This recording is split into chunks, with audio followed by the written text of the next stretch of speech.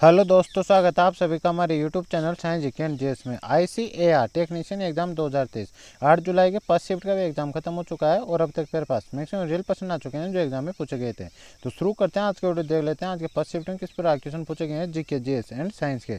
तो आज का फर्स्ट क्वेश्चन है जो आज के फर्स्ट शिफ्ट में पूछा गया था। लेकिन फर्स्ट क्वेश्चन देखने से पहले यदि आप चैनल पर पहली बार आए तो चैनल को सब्सक्राइब कर बेल आइकन ऑन कर लो, ताकि मैं जैसे नेक्स्ट शिफ्ट का एनालिसिस लेके आऊँगा तो उसका नोटिफिकेशन आप तक पहुँच जाएगा और आप सबसे पहले एनालिसिस देख सकें। तो आइए शुरू करते हैं फर्स्ट क्वेश्चन से। फर्स्ट क्वेश्चन है, सिरका में कौन सा अम्ल पाया जाता है? एसिटिक अम्ल पाया जाता है। एसिटिक अम्ल इसका राइट आंसर हो जाएगा। एसिटिक अम्ल की रासायनिक सूत्र की बात करें CH3COOH होता है, जिसे एथेनोइक अम्ल के रूप में भी जाना जाता है। तो ये फैक्ट आपको ध्यान रखना है। इसमें नेक्स्ट क्वेश्चन पूछा गया है, खेलो इंडिया यूथ गेम्स का 5वां संस्करण कहाँ हुआ था? तो ये मध्य प्रदेश में हुआ था। मध्य प्रदेश का राइट आंसर हो जाएगा। और यह मध्य प्रदेश मतलब यह क्या राज्य के 8 शहरों में आयोजित किया गया था। तो ये भी आपको ध्यान रखना है कौन कौन सी जगह पर किया था। भोपाल, जबलपुर, इंदौर, उज्जैन, ग्वालियर, मांडला, बालाघाट, खरगोन में भी आयोजित किया गया था। और साइकिलिंग का आयोजन नई दिल्ली में यानी IG स्टेडियम वेलोड्रोम में किया गया था। तो ये फैक्ट पे आपको ध्यान रखना है। इसमें नेक्स्ट क्वेश्चन पूछा गया है, राज्य बस आयोग का गठन कब हुआ था? तो राज्य भाषा संबंधी विवाद निपटारे के लिए संविधान 1955 में राज्य भाषा आयोग का गठन किया था,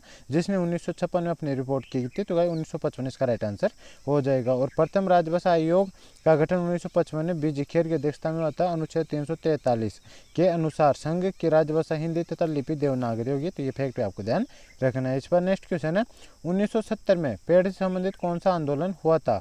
तो चिपको आंदोलन हुआ था। चिपको आंदोलन इसका राइट आंसर हो जाएगा, जो 1973 में हुआ था। और यह कहाँ पे? उत्तराखंड के चमोली जिले में हुआ था। जो मतलब वनों को उत्तराखंड के वनों की सुरक्षा के लिए वहाँ के लोगों ने 1970 के दशक में आरंभ किया था यह आंदोलन। इस लोगों ने पेड़ों को गले लगा दिया ताकि उन पेड़ कोई काट न सके। यह आलिंगन दर असल प्रवृत्ति और मानव के बीच प्रेम का प्रतीक बना और इसे चिपको आंदोलन की संज्ञा दी गई थी। तो ये फैक्ट आपको ध्यान रखना है। इसमें नेक्स्ट क्वेश्चन पूछा गया है, खेलो इंडिया विंटर गेम्स 2022 समापन समारोह मुख्य अतिथि कौन रहा था? तो केंद्रीय गृह मामलों और युवा मामलों और खेल राज्य मंत्री निशित प्रामाणिक इनके समापन समारोह के अवसर पर मुख्य अतिथि के रूप में रहे थे। तो कौन हो जाएगा? निशित प्रामाणिक इसका राइट आंसर हो जाएगा। इसमें नेक्स्ट क्वेश्चन पूछा गया था, आमतौर पर बेस्टिल दिवस के रूप में मनाया जाने वाला फ्रांस का राष्ट्रीय दिवस हर साल किस तारीख को मनाया जाता है? 14 जुलाई को मनाया जाता है। 14 जुलाई इसका राइट आंसर हो जाएगा। और आमतौर पर बेस्टिल दिवस के रूप में मनाया जाने वाला फ्रांस का राष्ट्रीय दिवस हर साल 14 जुलाई को मनाया जाता है। तो ये इसका राइट आंसर हो जाएगा। इस पर नेक्स्ट क्वेश्चन है, 2011 जनगणना के अनुसार एसटी की साक्षरता दर कितनी थी? यह गाइड क्वेश्चन मतलब दो टाइप से भेजा गया स्टूडेंटों द्वारा।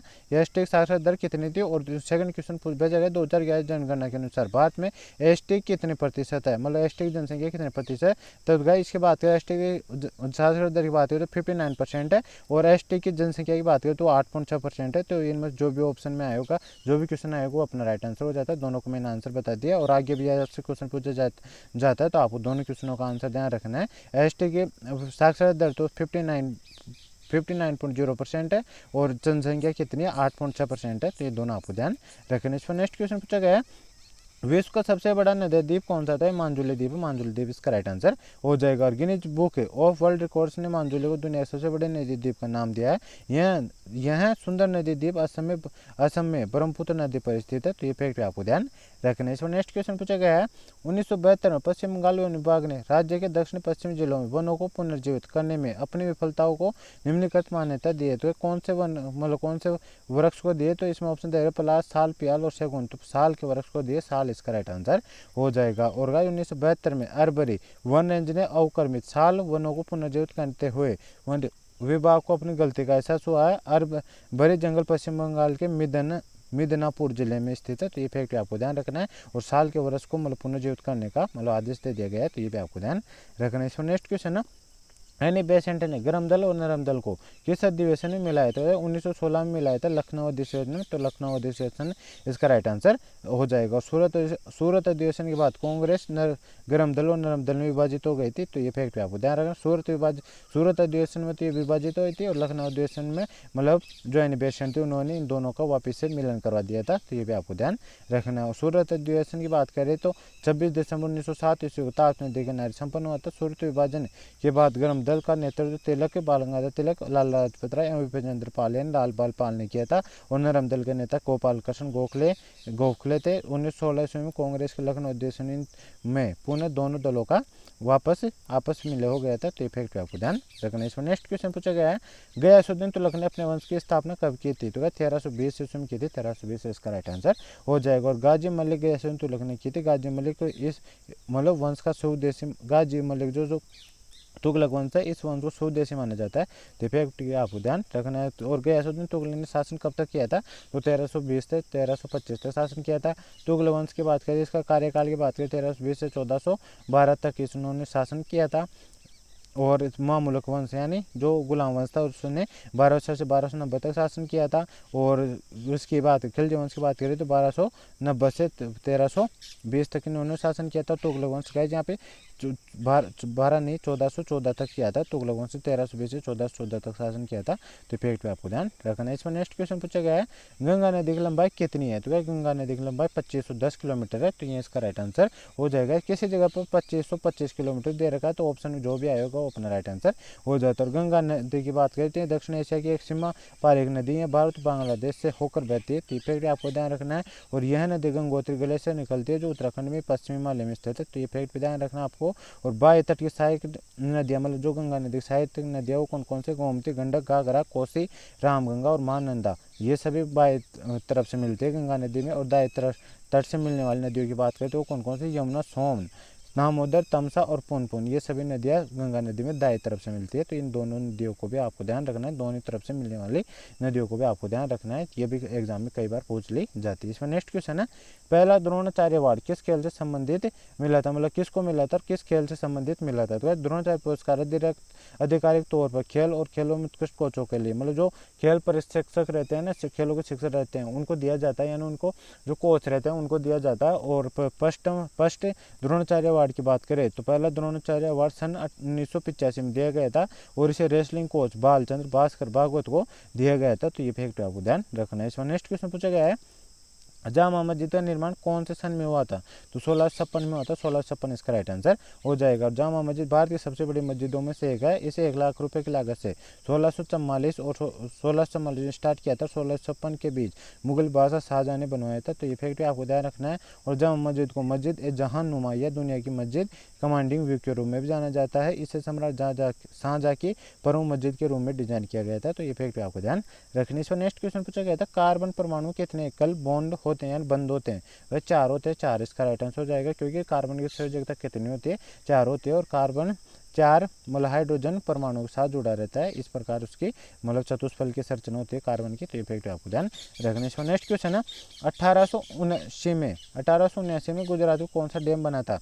इसका आंसर तो मुझे मिल नहीं पाया, लेकिन अभी वर्तमान में बात करें तो भारत में कुल 541 बांध है। भारतीय बांधों में से गुजरात में से लगभग 21 बड़े बांध है, जिनमें सामान्य तौर पर गुजरात के बांध राज्य विकास और गुजरात के लोगों की जीवन शैली में महत्वपूर्ण भूमिका निभाते हैं। गुजरात के 5 प्रमुख बांध संबंधी परियोजना वो कौन कौन से? सरदार सरोवर बांध परियोजना, उकाई परियोजना, दांतेवाड़ा परियोजना, कंडाना और दरोई बांध परियोजना, ये सभी परियोजनाएं। और गाइज मौलवी बांध था जो 1979 में यह टूट गया था। तो ये शायद ये क्वेश्चन पूछा गया 1869 की 79 की जगह 1979 में पूछा गया। तो ये बांध टूट गया था। तो शायद इससे भी क्वेश्चन पूछा जा सकता है। मौलवी बांध टूटा था 1981 में, 1979 में। तो ये भी आपको ध्यान रखना है। इसमें नेक्स्ट क्वेश्चन पूछा गया था, निम्नलिखित में किस में 3 कक्षीय हृदय पाया जाता था? उभयचर यानी रप्टिलियम पाए जाते हैं। तो रप्टिलियस का राइट आंसर हो जाएगा। मगरमच्छ अपवाद है, इसमें 4 चैम्बर वाली हड्डी पाई जाती है। तो ये फैक्ट आप ध्यान रखना है। मतलब जो रेप्टेलिया रहते हैं ना, उनमें से उभयचर पक्षी वो रहते हैं, उनमें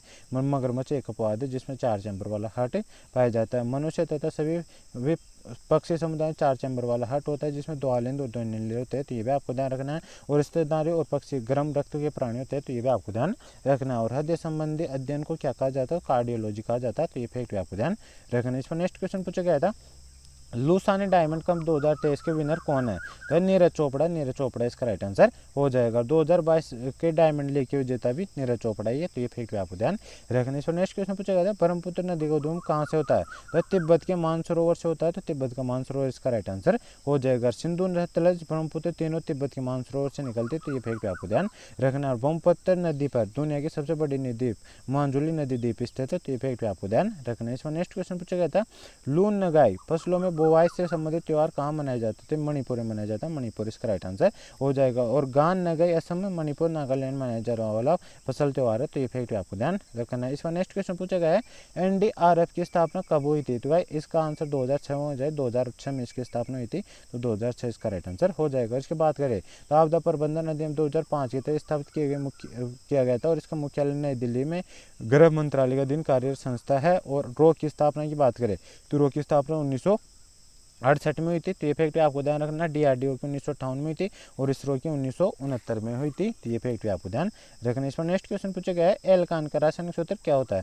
वह CnH2n-2 होता है, तो ये इसका राइट आंसर हो जाएगा। इस पर नेक्स्ट क्वेश्चन है, निम्नलिखित में से कौन से धातु के गुण के उदाहरण होते हैं? मतलब धातु के गुण है जो है, इसकी बात करें धातु लचीली होती है, धातु में चमक होती है, धातु विद्युत की उचालक होती है, तो ये सभी गुण होते हैं एक धातु के, तो ये इसका राइट आंसर हो जाएगा। और धातुओं के गुणों की बात करते हैं, भंगुर होते हैं यानी नरम और बुरकेली होते हैं, और धातु विद्युत की कुचालक भी होती है। इनमें से एक अपवाद पाया जाता है गाइस, ग्रेफाइट जो मतलब अधातु होते हुए मतलब विद्युत का कुचालक होता है, तो ये भी आपको ध्यान रखना है। नेक्स्ट अधातु होते हुए विद्युत का मतलब ये सुचालक रहता है ग्रेफाइट, तो ये भी आपको ध्यान रखना है। जो ग्रेफाइट किसमें पाया जाता है?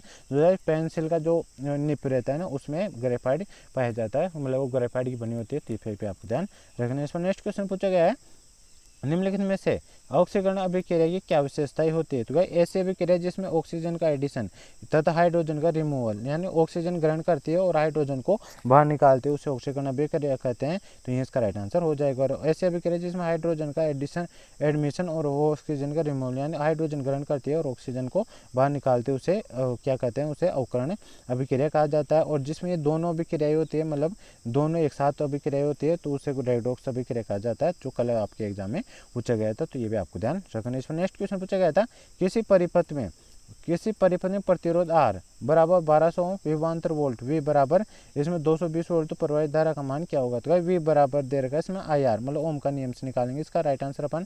तो V बराबर IR होता है, तो इसमें किसका I का मान है, धारा का मान निकालना है अपने को, तो I बराबर क्या हो जाएगा? इसमें V अपॉन R आ जाएगा, V अपॉन R आ जाएगा। और यहाँ पे V कितना दे रखा है? तो V दे रखा है अपने को 220 वोल्ट, और R कितना दे रखा है? 1200 वोल्ट अपने को R दे रखा है, तो एक जीरो से एक जीरो कट गया, और यहाँ से 2 से काटेंगे तो ये 11 बार कट जाएगा, 2 से इससे काटेंगे तो ये 60 बार कट जाएगा, तो 60/11 एम्पियर अपने पास निकल के इसका मान आ जाएगा। इसमें नेक्स्ट क्वेश्चन पूछा गया था, प्रकाश संश्लेषण, यह क्वेश्चन आया था, पूरा क्वेश्चन नहीं मिला, क्या क्वेश्चन पूछा गया था? प्रकाश संश्लेषण की बात करें तो प्रकाश संश्लेषण पौधों के लिए आवश्यक भोजन बनाने की विधि, प्रकाश संश्लेषण की घटना सिर्फ दिन में होती है, जिसके लिए सूरज का प्रकाश तथा कार्बन डाइऑक्साइड, क्लोरोफिल तथा जल की उपस्थिति आवश्यक होती है। और जाइलम, ऊतक और फ्लोएम ऊतक पौधों में पाए जाते हैं, जिस जेलम से जेलाम तथा जाइलम से मतलब जो जड़ों से मतलब जो खनिज नोड उनका करता है, फ्लोएम फूड की सप्लाई करने का कार्य करता है, तो ये भी आपको ध्यान रखना है। इसमें नेक्स्ट क्वेश्चन पूछा गया था, एक आर्टिकल मतलब 40, 50 और 44 में से एक क्वेश्चन पूछा गया था, इनमें से मतलब ये ऑप्शन भेजे हैं स्टूडेंट दे, मतलब इनमें से एक क्वेश्चन पूछा गया था, तुम्हारे में तीनों को बता देता हूँ आपको।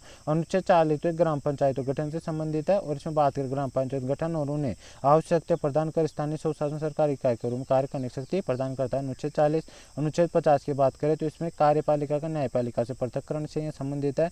और इसके बाद अनुच्छेद 44 की बात करें तो राज्य भारत के पूरे क्षेत्र नागरिकों के लिए एक समान नागरिक संहिता एक समान नागरिक संहिता को सुरक्षित करने का प्रयास करेगा, अनुच्छेद 44 से संबंधित है, तो ये तीनों को इस आपको ध्यान रखना है। इनमें से जो भी अपना क्वेश्चन आया होगा वो अपना राइट आंसर हो जाता है। इस पर नेक्स्ट क्वेश्चन पूछा गया था, प्रिंटिंग प्रेस की खोज किसने की थी? चार्ल्स गुटेनबर्ग ने की थी, तो इसका राइट आंसर हो जाएगा। इस पर नेक्स्ट क्वेश्चन पूछा गया था, प्रयोगशाला में यूरिया का निर्माण किसने किया था? तो वोल्हेयर ने किया था, वोल्हेयर इसका राइट आंसर हो जाएगा। यूरिया की बात करें, यूरिया एक नाइट्रोजन उर्वरक है, और इसके बात करें रेडियम की खोज की बात करें, रेडियम खोज किसने की थी, मैडम क्यूरी ने की थी। और रेडियो से करी थी खोज की बात करते हेनरी बेकुरल ने की थी। तो ये फैक्ट आपको ध्यान रखना। इसमें नेक्स्ट क्वेश्चन पूछा गया था, हॉकी वर्ल्ड कप 2023 का आयोजन कहाँ किया गया था। तो हॉकी वर्ल्ड कप 2023 का आयोजन उड़ीसा के कलिंगा स्टेडियम, भुवनेश्वर तथा बिरसा मुंडा स्टेडियम राउरकेला में किया गया था। तो ये इसका राइट आंसर हो जाएगा। और इसमें विजेता की बात करें तो विजेता टीम कौन सी थी, जर्मनी थी। तो ये फैक्ट पे आपको ध्यान रखना है। तो गाइस जेता आज के फर्स्ट शिफ्ट का full paper analysis. I hope आपको वीडियो पसंद आएगा। वीडियो पसंद आए तो वीडियो को लाइक करना, चैनल पहली बार है चैनल सब्सक्राइब कर बेल आइकन ऑन कर लेना, ताकि मैं जैसे ही नेक्स्ट शिफ्ट का एग्जाम खत्म होगा उसका एनालिसिस लेके आऊँगा तो उसका नोटिफिकेशन आप तक पहुँच जाएगा और आप सबसे पहले एनालिसिस देख सकेंगे। और गाइस यदि आप उसका पीडीएफ चाहिए तो मैंने डिस्क्रिप्शन टेलीग्राम चैनल का लिंक देगा, आप उसको ज्वाइन कर लीजिए, उस पर आपको उसका पीडीएफ भी मिल जाएगा। तो गाइस मिलते हैं नेक्स्ट शिफ्ट के एनालिसिस में, तब तक के लिए जय हिंद जय भारत।